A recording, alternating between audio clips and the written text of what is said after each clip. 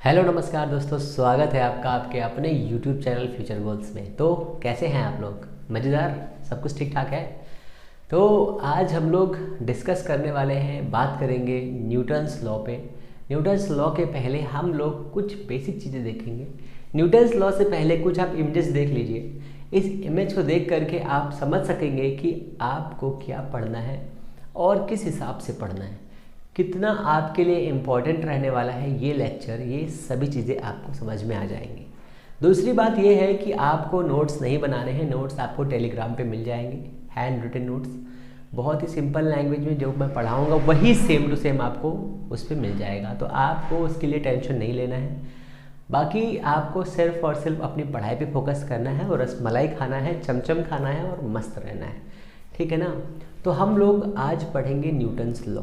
Newton's law पढ़ने से पहले हम लोग कुछ और बेसिक डिस्कशन करेंगे, थोड़ा सा जो आपके लिए इम्पॉर्टेंट होगा उसके बारे में भी समझेंगे, क्योंकि न्यूटन्स लॉ समझने से पहले कुछ और भी चीज़ें हैं काइनेमेटिक्स में जो आपके लिए इम्पॉर्टेंट होंगी, ठीक है ना।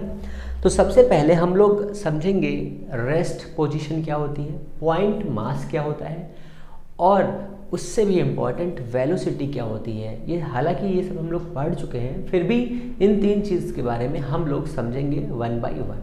सबसे पहले रेस्ट क्या होता है आपके हिसाब से? रेस्ट क्या है? मैं ऐसे खड़ा हूँ तो रेस्ट में हूँ क्या? मैं खड़े होते हुए गाने गा रहा हूँ, ओ माय गॉड कर रहा हूँ, तो ये क्या है? ये एक बेसिक कंडीशन है। रेस्ट का मतलब क्या होता है? विराम अवस्था किसे कहते हैं?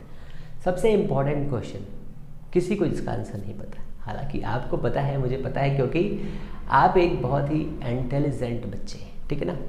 तो रेस्ट क्या होता है? समय के बेस पर, जैसे समय चलने के साथ में जब टाइम बढ़ रहा होता है, इंक्रीज़ हो रहा होता है, जैसे मान लो अभी 12 बजा है, फिर 12 के बाद 1 बजेगा, 1 के बाद 2 बजेगा, 2 के बाद 3 बजेगा, 3 के बाद 4 बजेगा, और मैं यहीं पे खड़ा रहूँ ऐसे करके ओ करता हुआ, है ना। तो क्या होगा? तो ये कंडीशन क्या कहलाएगी? तो ये कंडीशन कहलाएगी रेस्ट पोजीशन, ठीक है। कोई ऑब्जेक्ट अपनी पार्टिकुलर लोकेशन पर रुका हुआ है और वो ना ही पोजीशन को चेंज करना है ड्यू टू टाइम, ठीक है। टाइम की रिस्पेक्ट में वो अपनी पोजीशन को चेंज नहीं कर रहा है, इसे हम कहेंगे रेस्ट, ठीक है, रेस्ट कंडीशन। पॉइंट मास क्या होता है? तो पॉइंट मास एक ऐसा मास होता है, कोई नई चीज़ नहीं बता रहा हूँ मैं। पॉइंट मास जैसे लग रहा है, माय गॉड पॉइंट मास, ये क्या हो गया भाई, ये कौन सा मास आ गया? तो पॉइंट मास का मतलब ये है कि आप इसको ले लीजिए, इसके पास कुछ मास होगा, मान लीजिए इसका मास है 10 ग्राम। तो हमने इसको 20 से काटा, ये आधा बचा 5 ग्राम, फिर आधा काटा, फिर यहाँ से बचा 3 ग्राम, फिर इसको काटा, कितना बचा? 1.5 ग्राम, फिर काटा आधा ग्राम, फिर काटा 1 ग्राम, ठीक है, 0.1 ग्राम, फिर 0.1। काटते काटते एक ऐसे पॉइंट पर पहुँच जाना जिस पर उसका मान जो है सबसे छोटा हो जाए, उसे हम कहते हैं पॉइंट मास, ठीक है। या पॉइंट मास को अगर बहुत लंबी लेंथ का वायर है या कोई भी ऑब्जेक्ट है तो उसे पर यूनिट मास के नाम से भी जाना जा सकता है, ठीक है। इसका काम होगा यहाँ पे, इसलिए मैं आपको बता रहा हूँ। फिर आता है आपका वेलोसिटी क्या होती है, ठीक है। 2 टर्म्स होते हैं, एक वेलोसिटी होता है और एक होता है आपका क्या होता है? स्पीड। अब कभी कभी बच्चे कंफ्यूज हो जाते हैं कि सर वेलोसिटी क्या होती है और स्पीड क्या होती है? ये तो आपको पता है, फिर भी एक वेक्टर क्वांटिटी है, एक स्केलर क्वांटिटी है। वेक्टर क्वांटिटी के पास में ऐसा क्या होता है जिससे उसे हम वेक्टर नाम दे देते हैं? तो उसके पास में मैग्नीट्यूड होता है और क्या होती है? डायरेक्शन होती है। जैसे आपके पास में क्या है? दिमाग है, आइज़ है, आपके पास में और क्या है? करने के लिए काम है। या ऐसे कह लीजिए आपका वेट है, ठीक है, और आपके पास माइंड है। जिसके पास माइंड नहीं है वो कैसे है? वो स्केलर क्वांटिटी। जैसे क्या गाय भैंस के पास दिमाग नहीं है पर उसका इस्तेमाल नहीं कर पाते, तो वो उनको हम कह सकते हैं कि वो स्केलर क्वांटिटीज़ हैं।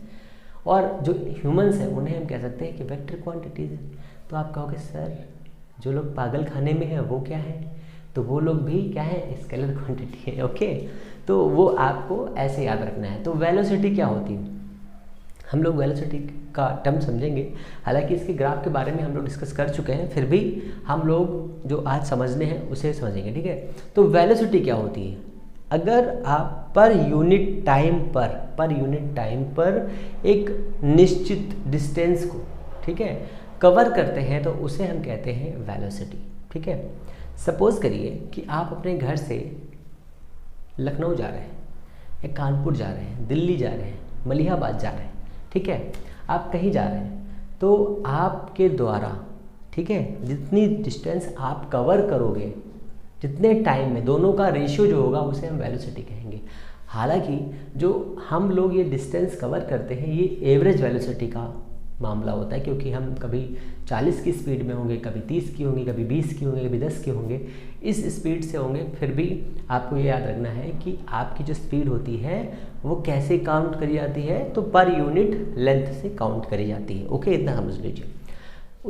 उसके बाद में कुछ और टर्म्स हैं, जैसे अब मैं लिख रहा हूँ बोर्ड में, है ना, कुछ और टर्म्स है। जैसे एक और टर्म है आपके लिए, वो टर्म है मोशन के इक्वेशंस। ठीक है, तो मोशन के इक्वेशंस जो है वो कौन से होते हैं, तो मोशन के 3 इक्वेशंस आपके लिए इंपॉर्टेंट है, जिनका इस्तेमाल अभी हम लोग यहाँ करेंगे। ठीक है, तो मोशन के 3 इक्वेशंस कौन से हैं, तो पहला इक्वेशन है आपका v is equal u plus A and T. ठीक है, ये पहला इक्वेशन है। यहाँ से हमें क्या मिलता है, मोशन का फर्स्ट इक्वेशन हमें क्या देता है, तो जो हमारा ये इक्वेशन है ये हमें देता है एक्सेलरेशन। ठीक है, एक्सेलरेशन देता है। कैसे, एक्सेलरेशन एक्चुअल में होता क्या है, ठीक है, जब हम स्पीड को, आप अपने बाइक को एक्सेलरेट करते हैं ना, तो जब अपने बाइक को या कार को एक्सेलरेट करने का मतलब क्या होता है, स्पीड को बढ़ा देना। आपने अपनी कार पर एक्सेलरेटर को दबा दिया तो स्पीड बढ़ गई। मतलब क्या होता है, मतलब ये है कि जैसे आप 10 मीटर पर सेकेंड, ठीक है, 1 मिनट में 10 मीटर जा रहे थे, समझिए इस बात को, 1 मिनट में 10 मीटर आपने वेलोसिटी को बढ़ा दिया, तो 1 मिनट में अब जाएगा 15। ठीक है, 1 मिनट में कितना जाएगा, 15। मतलब अगर घर से आपको कॉलेज जाना है और कॉलेज जाने के लिए आपको देरी हो रही है, तो आप क्या करेंगे, जल्दी निकलेंगे या फिर तेज़ चलेंगे, या तेज़ बाइक को स्टार्ट कर देंगे। जब आप बाइक को तेज एक्सेलरेट करेंगे, उस कंडीशन में क्या हो सकता है, उस कंडीशन में ना आप ऊपर जा सकते हैं बच्चा। तो आपको क्या करना है, आपको पेशेंस पे रखना है। तो एक्सेलरेशन क्या होता है, वेलोसिटी का change in velocity, the rate of change of velocity is directly equal to the acceleration. ये एक बेसिक इक्वेशन है, आपको याद रखना है, इसकी कोई ज़रूरत नहीं है, फिर भी आपको ये चीज़ें याद रखनी है। फिर इसके आगे क्या है, तो आप हमसे ये भी कह सकते हैं कि मास्टर साहब क्या एक्सेलरेशन बस बढ़ाने से ही हो जाएगा, घटाने वाला एक्सेलरेशन नहीं होता है क्या, मतलब वेलोसिटी को बढ़ा देंगे तो एक्सेलरेशन हो जाएगा, घटा देंगे तो चेंज नहीं होगा। बिल्कुल होगा। अगर आप किसी भी ऑब्जेक्ट की वेलोसिटी को इंक्रीज़ कर रहे हैं, ठीक है, 10 से 15 कर रहे हैं, 10 to 15 कर रहे हैं, और 10 to 5 कर रहे हैं, तो वो रिटार्डेशन होगा एक्सेलरेशन नहीं, पर नाम दूसरा होगा रिटार्डेशन। रिटार्डेशन मतलब क्या होता है, अवमंदन। ठीक है, ये 2 टर्म्स होते हैं, ये आपको याद रखने हैं। ठीक है ना, ये इक्वेशन हो गई। 2 इक्वेशन और लिख लीजिए साथ में, काम आएगा आपके लिए। S is equal U T plus half A T square. ठीक है, एक होता है v square is equal you square plus 2as। ये 3 इक्वेशंस आपको याद रखनी है। हालांकि हमारा काम सिर्फ इससे ही हो जाएगा, अभी जो हम लोग पढ़ेंगे उसके अकॉर्डिंग। अब हम लोग इसके आगे समझेंगे, हम 2 समझ के पॉइंट मास क्लियर हो चुका है, वेलोसिटी क्लियर हो चुकी है, और आपका एक्सेलरेशन क्लियर हो चुका है। अब हम लोग चल रहे हैं इसके आगे, वो है हमारा क्या, फ्रेम ऑफ रेफरेंस। ठीक है, फ्रेम ऑफ रेफरेंस समझने से पहले पढ़ेंगे हम लोग फ्रेम ऑफ सिस्टम, और फ्रेम ऑफ सिस्टम पढ़ने से पहले हम लोग समझेंगे सिस्टम। समझे कुछ, मतलब नहीं समझे, चलो कोई बात नहीं। एग्जाम्पल समझिए, आप घर से निकले कार में, ठीक है, आप घर से निकले कार में, कार जा रही है, ठीक है, तो कार जा रही है, ओके, तो कार जाने के साथ में आप भी जा रहे हैं, साथ में भाई भी जा रहा है, बहन भी जा रही है, ड्राइवर भी जा रहे हैं, सभी जा रहे हैं। जब आप हाईवे पर पहुंचे या उससे पहले जब घर से बाहर निकले, तो क्या घर आपका आपके साथ जा रहा था, समझ में आया कुछ, तो क्या घर आपके साथ जा रहा था, नहीं जा रहा था ना। तो क्या मतलब है इस बात का, इस बात का मतलब ये है कि सिस्टम जिस टाइम पर, जिस पार्टिकुलर टाइम पर आप जहाँ पर भी हैं और जैसे मान लीजिए आप अपनी कार में बैठे हैं, तो प्रेजेंट टाइम पे कार आपका सिस्टम है, कार के अंदर के लोग आपका सिस्टम है, और अगर कार चल रही है तो पूरी कार एक सिस्टम है, बाहर का वर्ल्ड एक अदर सिस्टम है। क्लियर इतना? चलिए फिर से समझिए। ये एक बेसिक एग्जांपल हो गया। आप बाइक पे बैठे हैं, बाइक खड़ी हुई है, ठीक है, और बाइक चल नहीं रही है, अभी मूविंग नहीं है, स्टेशनरी ऑब्जेक्ट। फिर क्या हुआ, थोड़ी देर में आपने देखा पुलिस वाले आ रहे हैं आपका चालान काटने के लिए, तो आप बाइक को एक्सेलरेट करेंगे और भागेंगे वहाँ से। दो लोग हैं, आप और रसमलाई, ठीक है, तो दोनों लोग निकले वहाँ से। उस पार्टिकुलर लोकेशन पर जब आप भाग रहे हैं और पुलिस वाले पीछे रह जा रहे हैं, तो आपने उनको देखा कि वो रुके हुए हैं और आप तेज भाग रहे हैं। क्या उस टाइम पे आपको लग रहा है कि ये वाले भी भाग रहे हैं? आपको ऐसा लग रहा है कि ये जो पुलिस वाले हैं वो पीछे हैं, मीन्स दूर जा रहे हैं और आप आगे जा रहे हैं। उसी लोकेशन पर, उसी टाइम पर आप देखिए आपके साइड में जो ट्रीज़ लगे रहते हैं, प्लांट्स लगे रहते हैं, क्या वो भी आपके साथ जा रहे हैं आगे? नहीं। तो अगर आप गौर से देखेंगे तो आपको ऐसा लगेगा कि पेड़ पीछे गया, पीछे गया, पीछे गया। अभी एक्सपीरियंस करिएगा अभी। तो इसका मतलब क्या है, जिस टाइम पर आप बाइक से जा रहे थे, तो आपका रसमलाई चमचम जो भी है वो उस टाइम पर उस पार्ट का सिस्टम है, बाइक का सिस्टम है, आपका सिस्टम है, ठीक है, वो एक सिस्टम हो गया। और जो प्लांट्स अर्थ है वो अलग सिस्टम है। अब फिर से समझिए एक बार, इसको इधर रख लीजिए। अब आइए अर्थ पे आ जाइए। पूरी अर्थ एक सिस्टम है, ठीक है, अर्थ घूम रही है, ओके, अर्थ के ऊपर हम लोग हैं, हम भी घूम रहे हैं। मीन्स क्या है? मीन्स ये है कि अर्थ पर रहने वाले सभी लोग एक सिस्टम है, ठीक है। फिर मतलब क्या है सिस्टम का? Frame of reference. Reference of frame क्या है? सिस्टम। सिस्टम को ही फ्रेम ऑफ रेफरेंस कहते हैं, निर्देश फ्रेम, ठीक है। फिर यहाँ से जब हम आगे बढ़ेंगे तो हम देखेंगे कि अगर हम अर्थ से थोड़ा सा ऊपर आए तो अर्थ को देखेंगे तो वो अदर सिस्टम में हो जाएगी, हम अदर सिस्टम में हो जाएंगे। हम पूरे गैलेक्सी से बाहर आके देखेंगे तो भी हमें लगेगा कि पूरा गैलेक्सी अलग सिस्टम है। क्लियर इतना? फिर से समझिए, आप एक लिफ्ट के अंदर हैं और लिफ्ट के सामने ग्लास लगा हुआ, उसके नीचे बहुत सारे लोग खड़े हैं। लिफ्ट ऊपर जा रही है, नीचे आ रही है, तो लिफ्ट का सिस्टम आप हैं, ना कि वो लोग जो बाहर खड़े हैं। ट्रेन में आप बैठे हुए हैं, ट्रेन का पूरा सिस्टम आपके ऊपर है। बाकी जो बाहर प्लेटफॉर्म पे लोग हैं वो प्लेटफॉर्म का अलग सिस्टम है, ठीक है। तो फ्रेम ऑफ रेफरेंस अलग होता है, ठीक है। फ्रेम ऑफ रेफरेंस दो टाइप के होते हैं, inertial frame of reference and non inertial, ठीक है। इनर्शियल फ्रेम ऑफ रेफरेंस एक टाइप हो गया, दूसरा हो गया फ्रॉम इनर्शियल और non inertial frame of reference. दो टाइप के फ्रेम ऑफ रेफरेंस होते हैं, ओके। इसके बारे में हम लोग आगे डिस्कस करेंगे, हालांकि अभी इसकी कोई ज़रूरत नहीं है। सिस्टम आप समझ गए ना? सिस्टम में दो टाइप के फोर्स लगते हैं, ठीक है। सिस्टम आपके पास है, उस सिस्टम में दो टाइप के फोर्स लगेंगे। पहला फोर्स होगा कौन सा? एक्सटर्नल फोर्स, ठीक है। और एक और फोर्स होगा, वो होगा इंटरनल फोर्स, ठीक है। लिख रहा हूँ मैं, दो फोर्स काम करेंगे सिस्टम पे। तो मैं लिखता हूँ यहाँ पे frame of reference, frame of reference, ठीक है। दो टाइप के होते हैं, कौन से होते हैं? Inertial and non inertial. अभी मैं इसकी डिफिनेशन क्लियर करूंगा तब मैं समझूंगा, है ना। मैं लिखे दे रहा हूँ यहाँ पे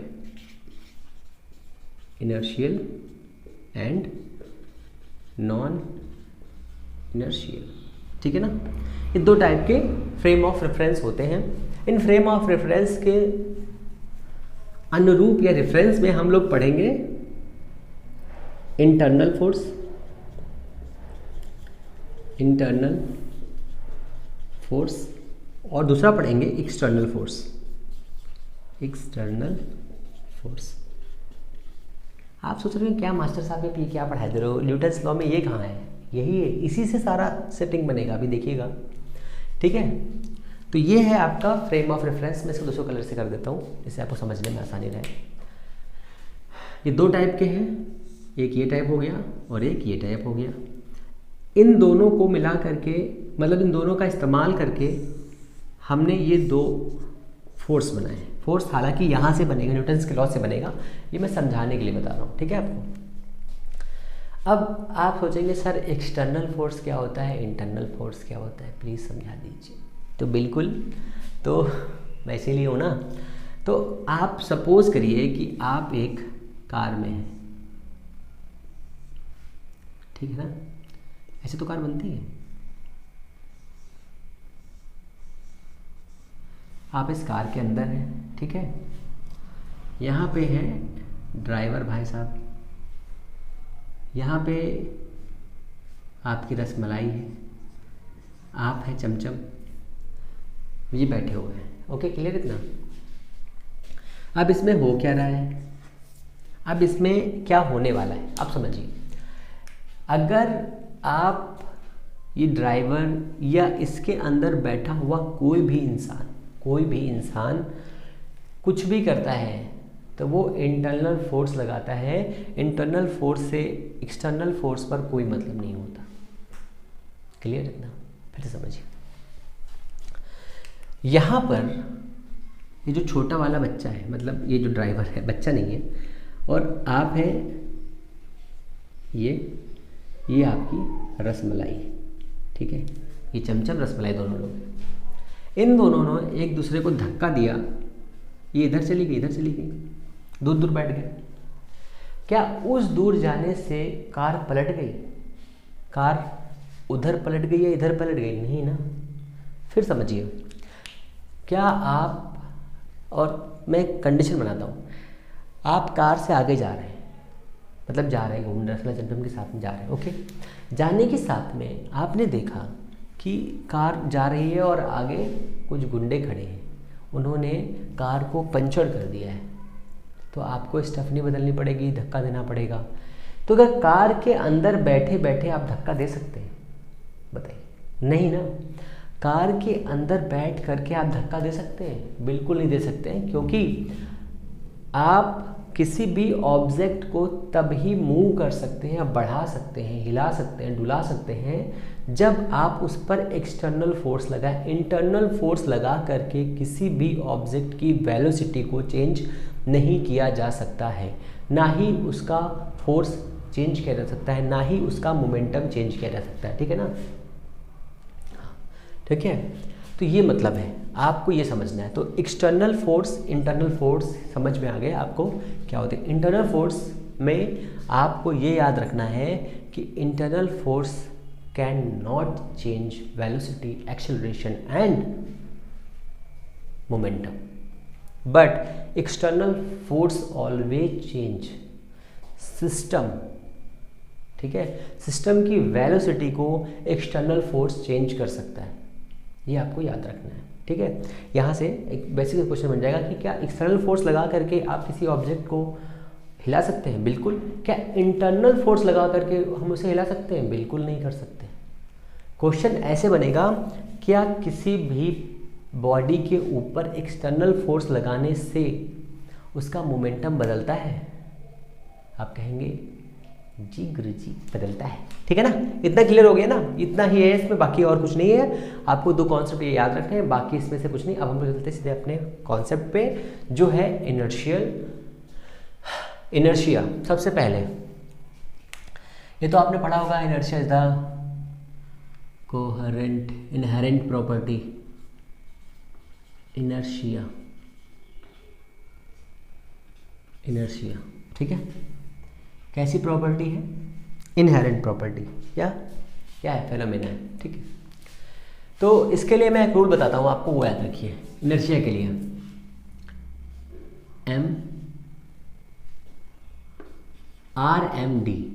RMD क्या होता है पता है? Rest, motion and direction.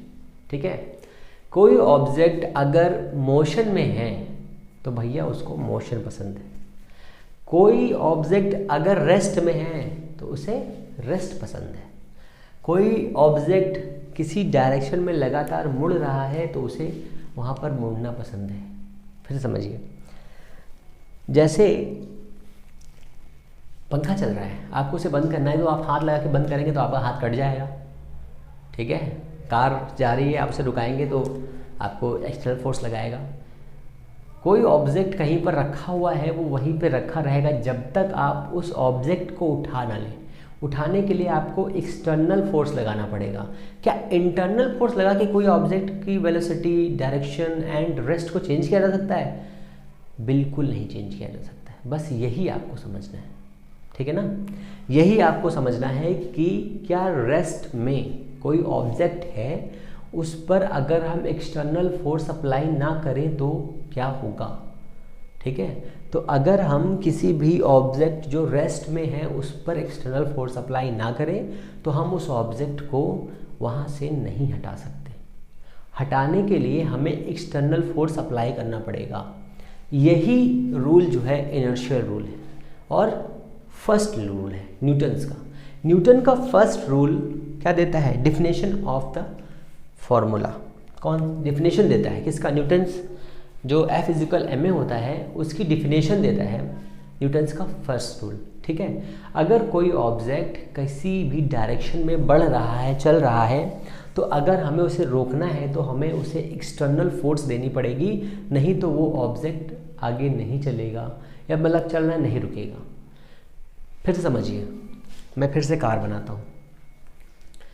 तो हमने ये कार बनाई है, एक कार यहाँ पर और बना लेते हैं, रेड से ही बनाते हैं। इस बार VIP वाली कार बनाऊंगा, है ना।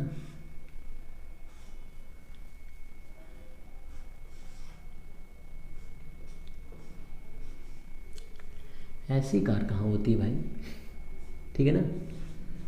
ये 2 चक्के हो गए और ये हो गई VIP कार, ठीक है। ये इस डायरेक्शन में आगे बढ़ रही है वी वेलोसिटी से। अब आप इसको रोकना है आपको, तो कैसे रोकेंगे? हल्क को बुलाएंगे, हल्क रोक दे इसको। हल्क कहेगा आई एम बिल्कुल गुस्सा, ठीक है। तो यहाँ पर ये ड्राइवर है, बैठा हुआ है, तो ड्राइवर के साथ में ये बैठा हुआ है। जब ये आगे बढ़ रही है तो इसे रोकने के लिए हमें एक्सटर्नल फोर्स लगाना पड़ेगा। क्या लगाएंगे? एक्सटर्नल फोर्स अप्लाई करेंगे, ठीक है ना। एक्सटर्नल फोर्स अप्लाई करेंगे तो ये सिस्टम को रोक देगा। फ्रेम ऑफ रेफरेंस का यूज़ हो गया। जो system which system follow the Newton's law, वो सिस्टम कौन से होंगे? इनर्शियल सिस्टम से होंगे। जो नहीं फॉलो करेंगे वो नॉन इनर्शियल होंगे, भी याद रखिए, ठीक है ना। अब इसे रोकने के लिए हमें क्या एक्सटर्नल फोर्स अप्लाई करना पड़ेगा? सपोज करिए कि यही कार यहाँ पे रुकी हुई थी,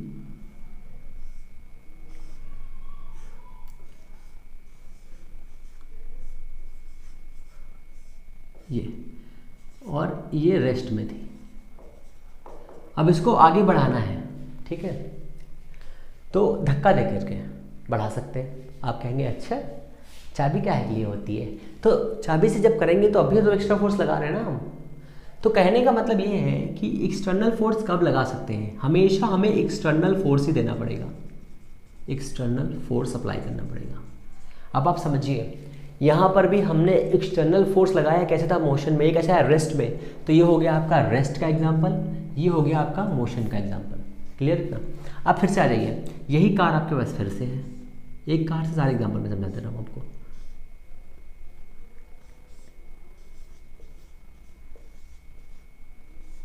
ये और ये है इसमें, और ये इस डायरेक्शन में मुड़ रही है। इसको इधर जाने के लिए क्या करना है? इसे इधर जाने के लिए बोलना है। तो क्या होगा? तो आप ये समझिए अभी इधर जाएगी, तो इसके लिए हमें क्या करना पड़ेगा? इसके लिए हमें एक्सटर्नल फोर्स फिर अप्लाई करना पड़ेगा इस डायरेक्शन में, ऐसे करके। ऐसे कोई घूम रहा है, मान लीजिए कोई ऐसे घूम रहा है, तो इसको हम ऐसे रोक के ऐसे भेज सकते हैं। एक्सटर्नल फोर्स अप्लाई करना पड़ेगा, कहने का मतलब यही है। तो 3 या 4 टाइप के क्वेश्चन बनते हैं, समझिए। 3 या 4 टाइप के क्वेश्चन बनते हैं, समझिए। पहला क्वेश्चन बनता है, एक हमारे पास में ट्री है, उस पर लीव्स लगे हुए हैं। जब हम उस पर एक्सटर्नल फोर्स अप्लाई करते हैं, धक्का देते हैं। अब मैं ये कहाँ बनाऊँ? प्लांट यहाँ बनाता हूँ, है ना। ब्लैक से बनाता हूँ, नहीं ब्लू से बनाता हूँ। तो ये हमारे पास है पेड़।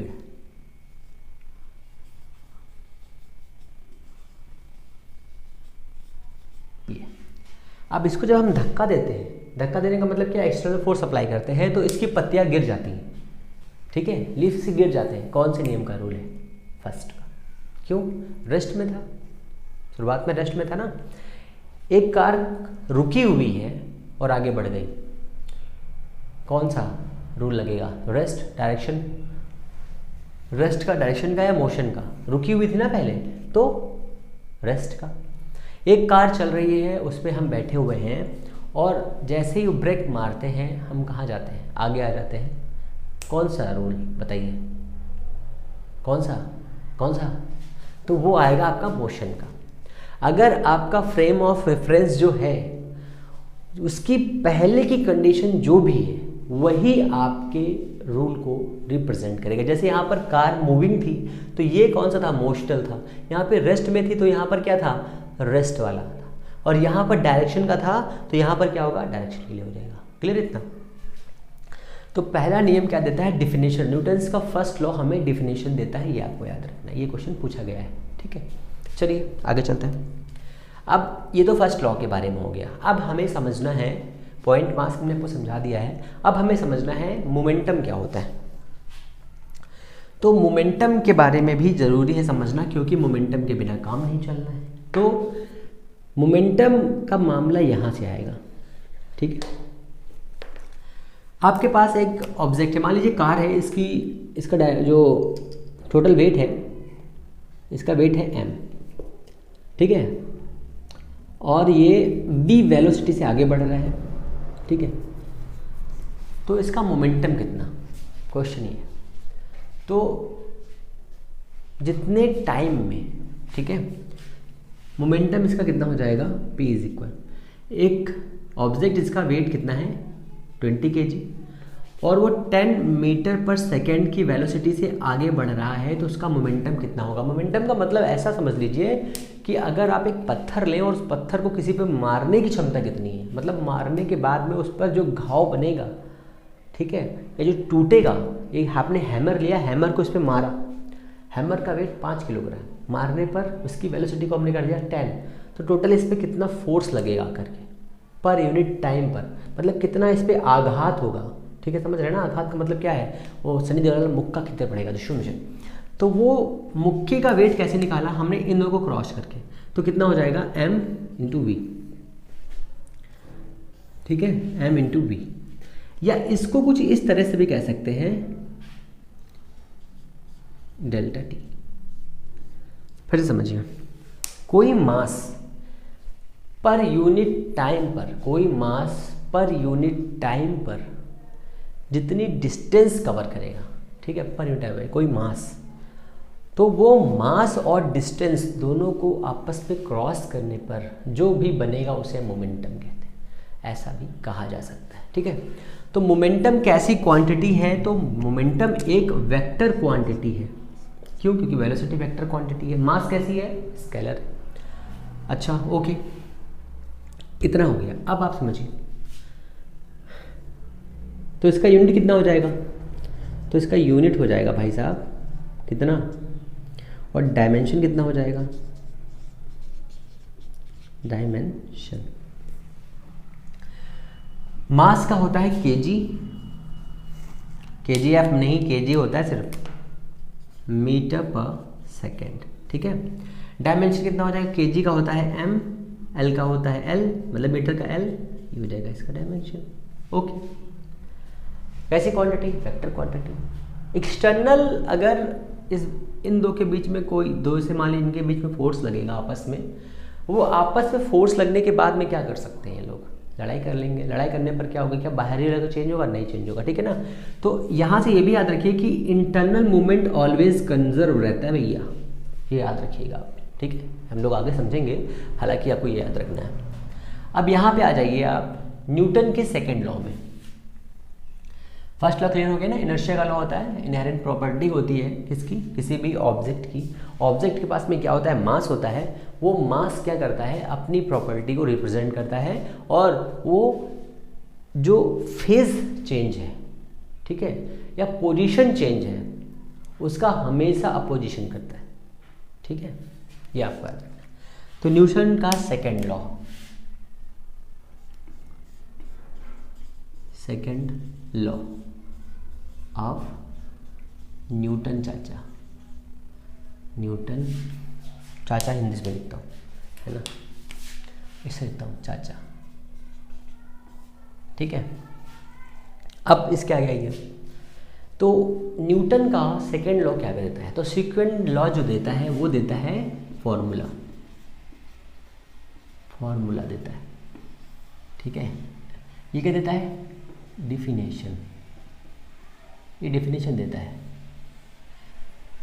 दोनों चीज़ें याद रखनी है आपको, कुछ भूलना नहीं है, ठीक है। डिफिनेशन देता है और ये फॉर्मूला देता है।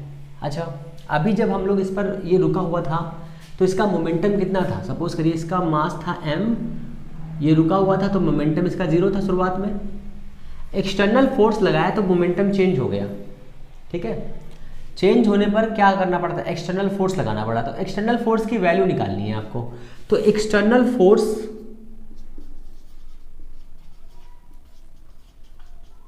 कितना हो जाएगा? m, और ये तो शुरुआत में 0 था, ना। तो एक्सटर्नल फोर्स कैसे आएगा? Change in momentum per unit time, ठीक है। समझिए फिर से, हमारे पास एक छोटी चुन्नू सी कार थी, ये चुन्नू सी कार है हमारे पास, ठीक है। और यहाँ पे रसमलाई बैठी हुई है। शुरुआत में इसका मोमेंटम था P1 0 था, ठीक है, क्योंकि रुका हुआ था। 10 सेकंड के बाद इसने अपनी कार को स्टार्ट किया और बढ़ा दिया आगे, ठीक है। तब इसका मोमेंटम हो गया P2 500, 10 सेकंड में, ठीक है। तो क्वेश्चन ऐसा बनेगा कि जो इंजन है, ठीक है, इंजन ने यहाँ पर कितना एक्सटर्नल फोर्स अप्लाई किया, ठीक है। इंजन ने यहाँ पर कितना एक्सटर्नल फोर्स अप्लाई किया, तो वो एक्सटर्नल फोर्स कितना हो जाएगा? F इज इक्वल टू कितना चेंज हुआ? शुरुआत में 0 था, बाद में कितना हो गया? 500, 0/10, ठीक है ना। कितना आया? 50 न्यूटन आ जाएगा आपका ये। अच्छा, अगर हमें फॉर्मूला बनाना हो तो क्या करते हैं हम लोग? अगर हमें यहाँ से फॉर्मूला बनाना होता तो हम लोग साफ कर लेते पहले, है ना। अगर हमें फॉर्मूला बनाना होता तो हम लोग क्या करते हैं? तो यहाँ पर जहाँ पर हमने ये मोमेंटम लिया है, यहाँ पर हम दूसरा फोर्स ले लेते हैं, है ना। दोनों की वैल्यू अलग रख करके इनको अलग अलग सॉल्व कर लेते, काम खत्म था इनका। इनकी वैल्यू की वैल्यू खत्म थी। फिर क्या करना था?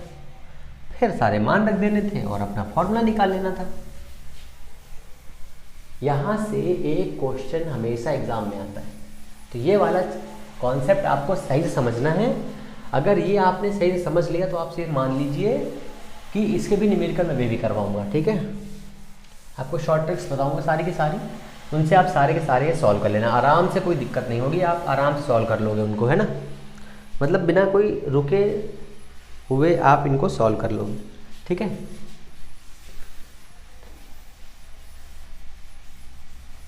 वो भी सेकंडों में, ये तो बोलना भूल ही गया।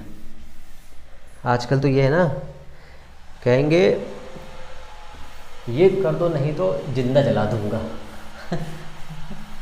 तो जिंदा जलाने वाली बातें नहीं होंगी यहाँ पे। ओनली क्या होगा?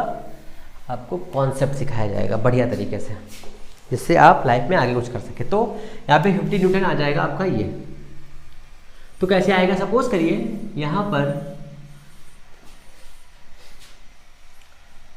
ये आपकी कार थी, मैं बनाता हूँ बड़ी कार बना रहा हूँ इस बार, है ना।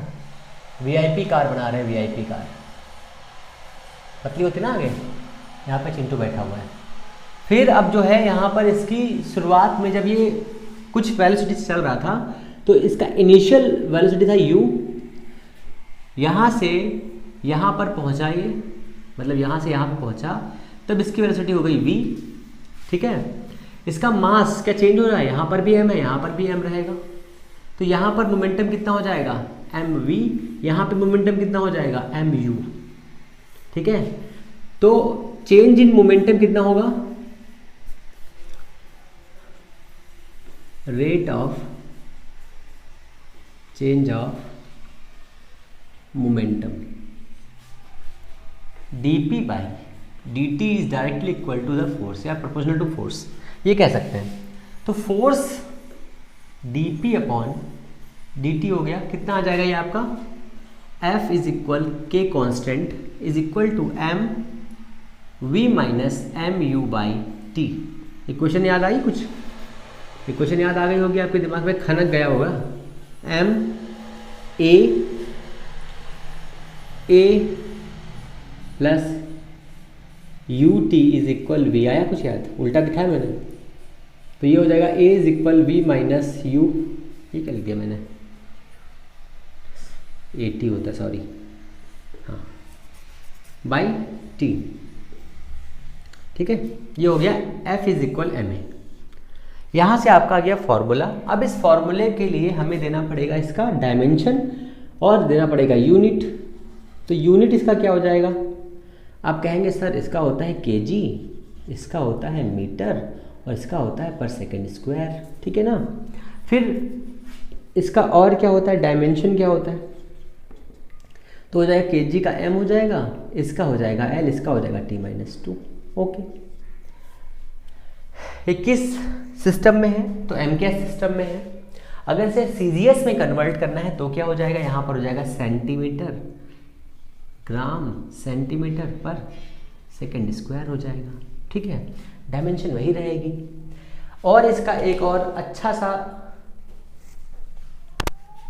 इसका कहाँ चला गया मार्कर, हाँ ये आ गया, हाँ, इसका अच्छा सा एक और यूनिट होता है, उसे क्या कहते हैं, न्यूटन, न्यूटन कहते हैं, ठीक है, जो महामहिम न्यूटन के नाम पर ही है। कुछ वैल्यू और है, 1 newton is equal to 10⁵ dyne, आपको ये भी याद रखना है, ये एग्जाम में पूछा जाता है, ठीक है ना। 1 न्यूटन इज इक्वल 10⁻, डाइन वो डाइन नहीं, जो डाइन वाली होती है। डायमेंशन आपको याद हो गया, 1 न्यूटन याद हो गया, चेंज ऑफ मोमेंटम याद हो गया, डेफिनेशन देता है। अब एक और रूल बचा है, फिर हम लोग इसको खत्म करेंगे बस, ठीक है ना। इतना क्लियर हो गया ना। यहाँ से आप चाहे तो एक और फॉर्मूला आ सकते हैं, 1 जूल इज इक्वल 10⁻7 आर्ग, ये भी याद रखिए। चलिए अब जब आ रहा है तो ये भी याद रख लीजिए साथ में, ठीक है। एफ इज एल में याद रखिए, वी प्लस यू टी याद रखिए, ओके, इतना हो गया। अब आगे चलते हैं हम लोग। हमारे पास ये 2 ऑब्जेक्ट हैं, एक ऑब्जेक्ट नंबर 2। इस ऑब्जेक्ट ने इस पर 10 न्यूटन का फोर्स अप्लाई किया और इस वाले ने इस पर 10 न्यूटन का फोर्स अपोजिट अप्लाई किया, ठीक है। क्या मतलब है इसका, इसका मतलब ये है कि अगर दो ऑब्जेक्ट एक दूसरे पर फोर्स अप्लाई करते हैं, जैसे मान लीजिए मैंने इस पर ये 10 न्यूटन का फोर्स लगाया, तो हमें भी अपोजिट डायरेक्शन में 10 न्यूटन का फोर्स मिलने वाला है, ठीक है। अगर हम इसको 10 न्यूटन के फोर्स से दबा रहे हैं तो ये वाली उंगली इसको यहाँ से 10 न्यूटन पर दबाएगी, ठीक है। तो थर्ड लॉ आपका क्या है,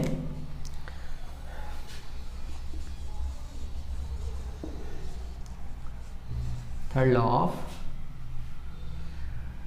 न्यूटन,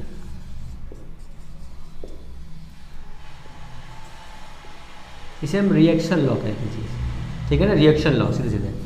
तो अगर एक ऑब्जेक्ट पर हमने 10 न्यूटन का फोर्स लगाया है तो अपोजिट में 10 न्यूटन का फोर्स हमें मिलेगा, ठीक है ना। ये तीनों लॉ हो गए। अब इसके आगे जो हम लोग समझेंगे वो समझेंगे हम लोग इसके आगे आपका क्या, लॉ ऑफ कंजर्वेशन, ठीक है।